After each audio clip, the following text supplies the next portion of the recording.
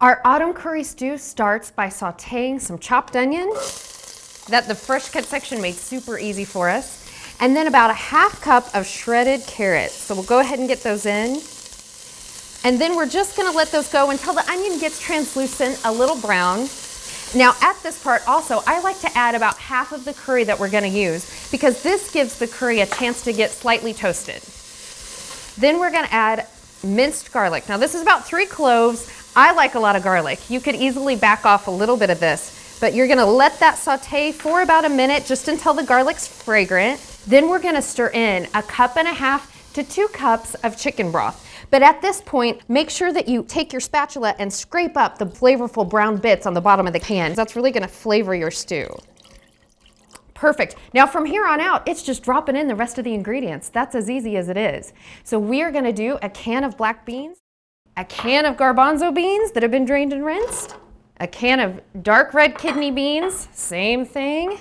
Canned beans are one of my favorite ingredients because you could add them to so many things. So this is a budget-friendly recipe and a time-friendly one as well. Then we add a can of diced tomatoes that have been drained, a can of corn, and our other seasonings, which is the rest of our curry, about another 1.5 teaspoons, and some ground cumin. Get that all stirred in, and then it's time for the star of the show, which is canned pumpkin. So I like to add about 1.5 to 2 cups, and this is gonna thicken this stew. Okay, so the final thing is we want a good bit of salt, about a ½ teaspoon to a teaspoon, and then some freshly ground black pepper, and then some sliced green onions that I also picked up from the fresh cut section. And we are gonna let this simmer for about 15 minutes. So while this is simmering with the lid half on, we're gonna go make our homemade croutons. Once you try these homemade croutons, I promise you're never gonna go back. And they're so simple, this is a 5-ingredient recipe. So here we go. You wanna take your French bread and let's cut it into 1-inch cubes. So now that we've got these all cut into cubes, put them in a bowl. Add about a tablespoon, give or take a little bit of olive oil, just enough to lightly coat. Now after we get the olive oil coated all around the bread, then we're just gonna season. So some salt, and then what I like to use is dried basil, and then some dried oregano. So think of this as like your crouton template.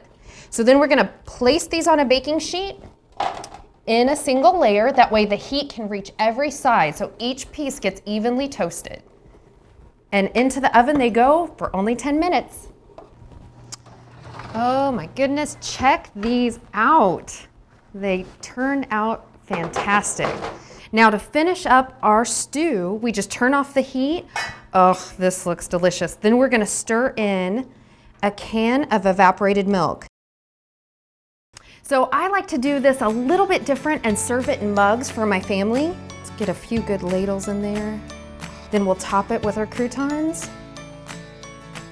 And then a few scallions on top. Doesn't that look amazing? So delicious. And this sweater meal is ready to serve. For this delicious recipe and many more, visit starmarket.com.